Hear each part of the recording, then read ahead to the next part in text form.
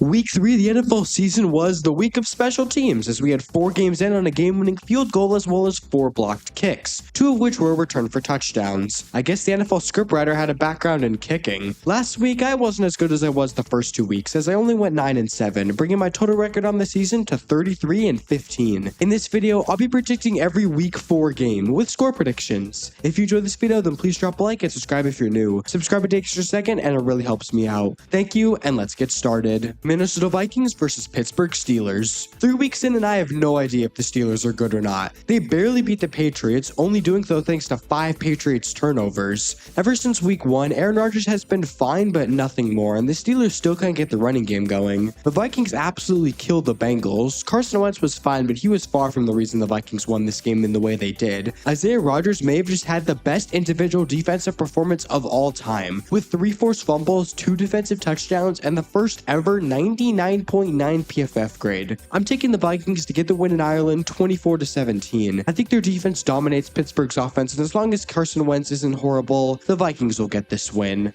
Washington Commanders versus Atlanta Falcons. Well, in a week where the Bengals lost 48-10, the Rams blew a 19-point lead, and the Saints lost 44-13, the Falcons were the worst team from week 3, losing 30-0 to, of all teams, the Carolina Panthers. Michael Penix saw what JJ McCarthy did against his defense last week and decided to one-up him by having the performance of monumentally awful proportions. Also, they cut Younghoe Koo, and their new kicker, John Parker Romo, missed both of his field goal attempts. On the flip side, the Commanders dropped 41 points on the Raiders with Marcus Mariota at quarterback. Despite not having Jaden Daniels or Austin Eckler, they still managed to rush for over 200 yards. Daniels isn't playing again, but I still think the Commanders win. I'm taking them 31-21. The Falcons just look so bad right now, and I think this is an easy Commanders win. New Orleans Saints versus Buffalo Bills. Okay, do I really need to spend that much time on this game? The Saints are awful and just lost by 31 to the Seahawks, and the Bills are 3-0 coming off back-to-back double-digit wins against the Jets and Dolphins. I will admit this is trap game written all over it, but I'm taking the Bills 34-10. There's just no way they lose this game after how they've looked the first 3 weeks. Cleveland Browns versus Detroit Lions. Well, I have no idea how it happened, but the Browns won a football game. Even though Joe Flacco looks like he belongs to the local senior center's flag football program, the Browns actually beat the Green Bay Packers in one of the worst NFL games you will ever see. They might just have the best defense in the NFL, and to me, Myles Garrett is the DPOY favorite right now, and it's not even close. The Lions, after a rough week 1, have dropped a total of 90 points in their last 2 games. I think their offense is going to be just fine. Dan Campbell showcased his titanium ball sack once again with a late 4th down conversion, and the Lions are looking like one of the best teams in the NFL. I do think this will actually be a fairly close game because of how good the Browns defense is, but I'm still taking Detroit 24-16. The Browns just don't have an offense right now, and I wonder how long they can keep this up before turning to Dylan Gabriel or Shedeur Sanders. Carolina Panthers versus New England Patriots. Both of these teams are so weird. The Patriots looked great last week and then fumbled 5 times in a loss to the Steelers, and the Panthers started 0-2 but had a dominant win over the Falcons. Both Bryce Young and Drake May look good, and I think both of these offenses have promise, assuming the Patriots can actually learn how to hold on to the football. This is definitely going to be a close game, but I am taking the Patriots 27-24. They have a much better defense than Carolina does, and I don't think they fumble 4 times again. Los Angeles Chargers versus New York Giants. Russell Wilson is out and Jackson Dart is in. After a horrible showing against the Chiefs, the Giants have decided to bench Russ and see what Dart can do. I don't know why they didn't wait until next week against the Saints though, because now Dart gets to play against the Chargers defense, who've been dominant all year. He's gonna die back there. Obviously, Dart is intriguing, but I'm taking the Chargers 28-10. Justin Herbert has been playing at an MVP level, and I just don't see how this Giants offense does much. Philadelphia Eagles versus Tampa Bay Buccaneers.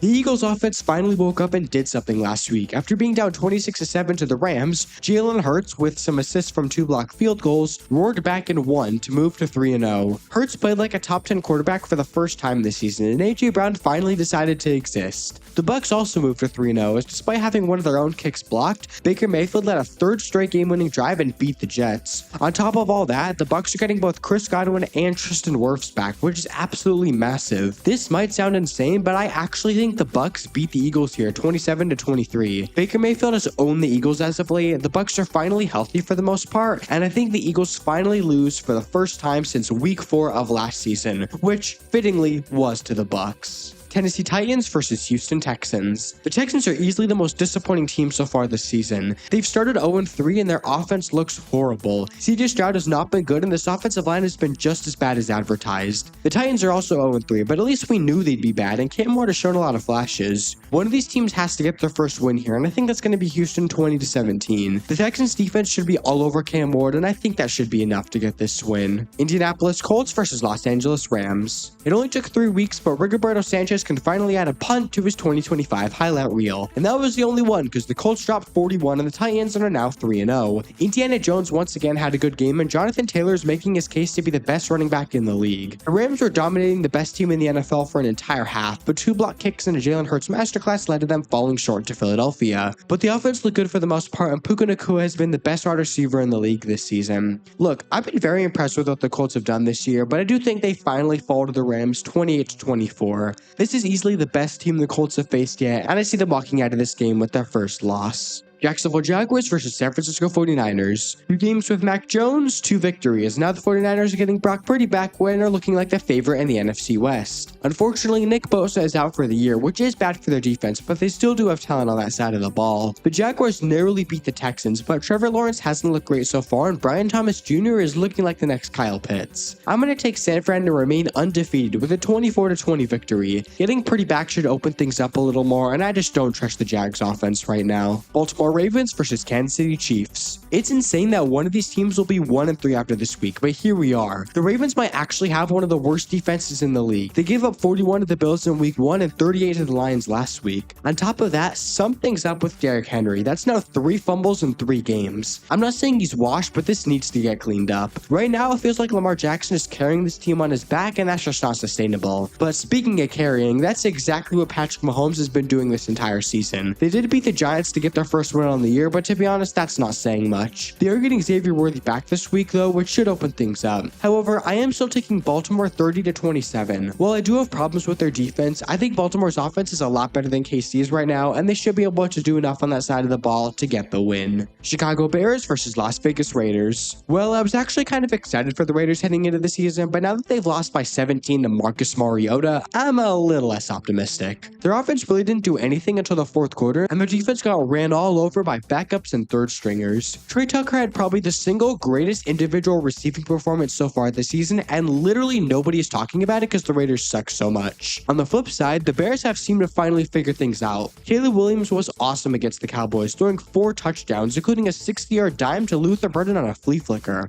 This is honestly a no-brainer to me. I'm taking Chicago 30-23. The Raiders defense is just so bad right now. While I do think they put up some points, they won't be able to stop Chicago. Green Bay Packers versus Dallas Cowboys. The Green Bay Packers are the physical embodiment of all the weird shit that has happened so far this season because they dominated the Lions in week 1, dominated the Commanders in week 2, and then lost to the Browns in week 3. Their offense couldn't do anything all game, and like so many other teams last week, they had a field goal blocked. I can't even begin to imagine how many Survivor Leagues were ruined because of Green Bay. But luckily, the Packers have the perfect team to bounce back against. Micah Parsons returns to Dallas, and if I was Dak Prescott, I would wear 3 extra layers of padding, some bubble wrap, and an inflatable suit because Parsons might actually have 10 sacks this game. Plus, the Cowboys defense is awful. I am absolutely taking Green Bay to bounce back with a 31-23 victory. Like I said, I think Parsons dominates on defense, and the Packers' own offense should have their way. New York Jets versus Miami Dolphins. We've got a Monday night doubleheader this week, and whoever decided these 2 matchups must really hate the fans because goddamn this is going to be horrible. Let's start with the Jets-Dolphins, 2 of the remaining 0-3 teams left, and both have severe problems. The Dolphins actually looked solid against the Bills for a while until Tua Tagovailoa showed back up and threw one of the worst interceptions you'll ever see to lose the game.